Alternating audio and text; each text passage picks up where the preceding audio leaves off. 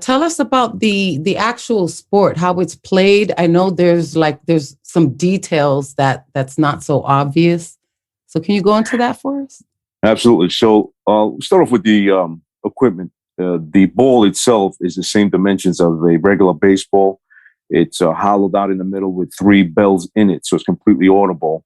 Every player wears a blindfold to even out the playing field. So as far as visual acuity, it's not going to matter. Once the blindfold goes on, you're playing on an even playing field for all participants. We play on the diamond just like we do in regular baseball.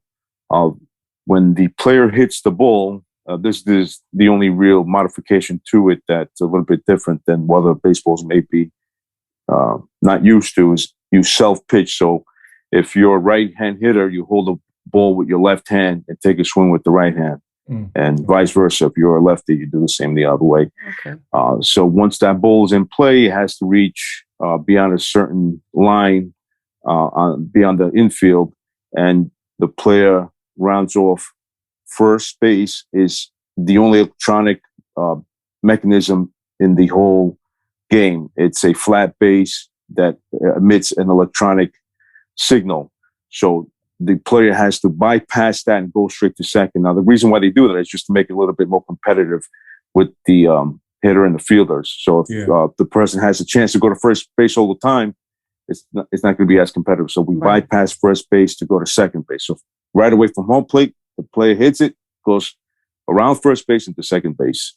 And the timing is just right for the player to be competitive and for the fielders to try to make that play and get that person out at second base.